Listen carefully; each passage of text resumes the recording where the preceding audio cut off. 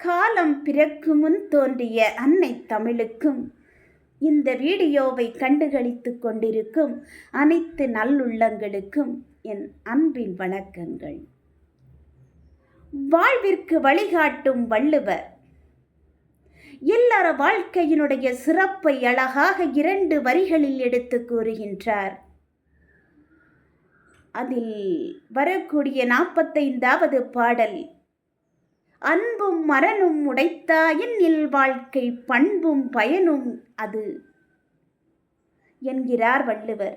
இந்த பாடலை படிக்கும்போது ஒரு இல்லறத்தில் கணவன் மனைவி எப்படி வாழ்வார்கள் என்பதை 2 பாடலுக்குள் எடுத்து கூறிய இந்த திருவள்ளுவருடைய இந்த பொருளுக்கு ஏற்ற ஒரு நிகழ்வு என் நினைவிற்கு வருகின்றது.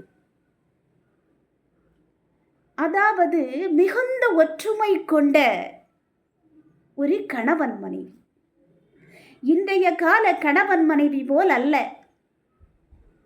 இன்றைய காலத்தில் வாழும் கணவன் மனைவிகள் ஆசை 60 நாள், மோகம் 30 நாள்.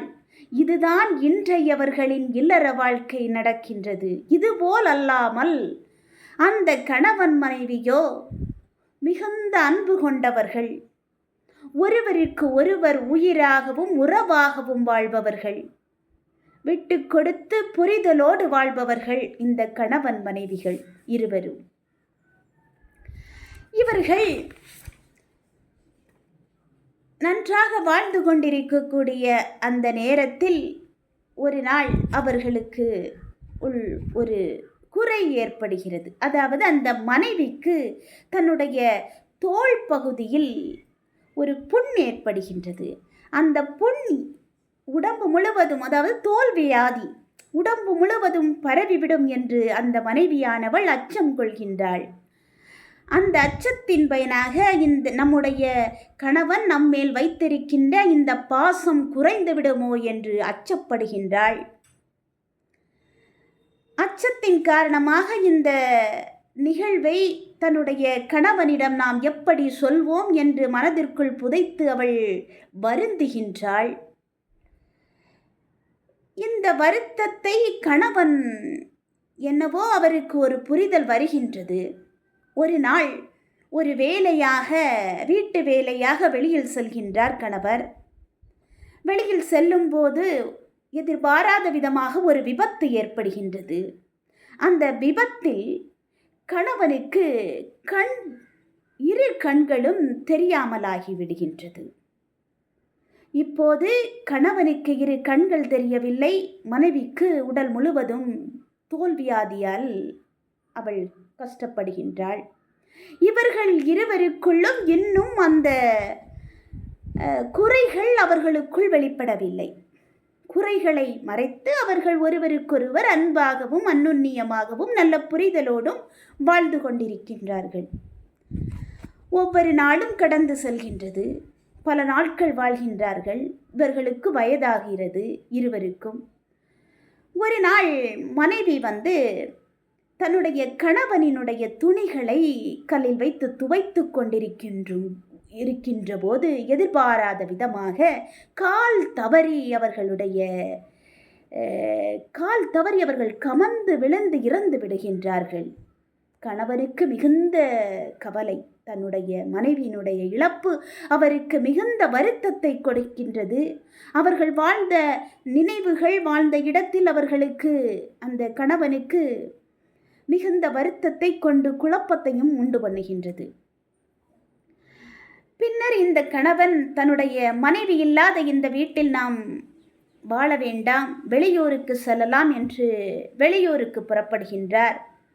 வெளியூருக்கு புறப்படுகின்ற போது இந்த பெரியவரிடம் ஒரு இளைஞன் வந்து கேட்கின்றான், பெரியவரே, நீங்கள், உங்களுக்குத்தான் 2 கண்கள் தெரியாதே, நீங்கள் வெளியூருக்கு சென்று எப்படி பிழைக்கப் போகிறீர்கள் என்று கேட்கின்றான். அதற்கு அந்த பெரியவர் சொல்கின்றார், இளைஞனே, எனக்கு 2 கண்களும் தெரியாதென்று யார் சொன்னா? எனக்கு 2 கண்களும் தெரியும்.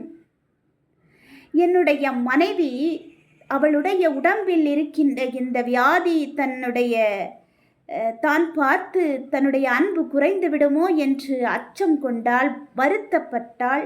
அதனால் அவளுடைய சந்தோஷத்திற்காக, அவளுடைய அன்பிற்காக நான் இரு கண்களும் தெரியவில்லை என்று பொய் உரைத்தேன் என்றார்.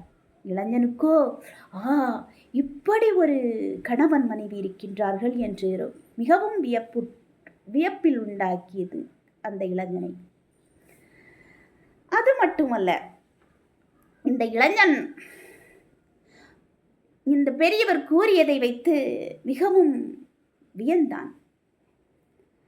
இதிலிருந்து நாம் இந்த கணவனுடைய அன்பும் இந்த மனைவியினுடைய அன்பும் நல்ல புரிதலோடு எப்படி ஒரு இனிமையான வாழ்க்கையாக வாழ்ந்தார்கள் என்பது அழகாக புலப்படுகின்றது. இதனைத்தான் வள்ளுவர் அன்பும் மரணும் உடைத்தாயின் இல் வாழ்க்கை பண்பும் பயனும் அது என்கிறார். இந்த பாடலுக்கு ஏற்ற தகுந்த விளக்கத்தை இவர்களுடைய வாழ்க்கை அழகாக தெளிவுபடுத்துகிறது. எனவே அன்பானவர்களே, நாம் ஒவ்வொருவரும் தங்கள் இல்லற வாழ்க்கையில் நல்ல புரிதலோடு வாழ்வோம்.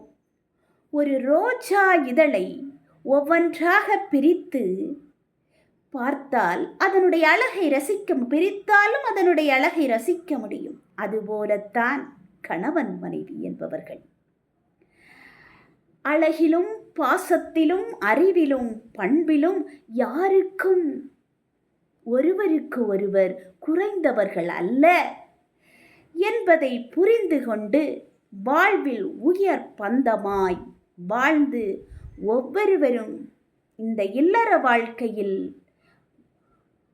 உயிருக்கு உயிராய் புரிதலோடு வாழ்ந்து வளம் பெறுவோம் என்று கூறி பேச வாய்ப்பளித்த அத்தனை நல்லுள்ளங்களுக்கும் இந்த யான் தமிழ் சேனலுக்கும் நன்றி கூறி விடைபெறுகிறேன். நன்றி, வணக்கம்.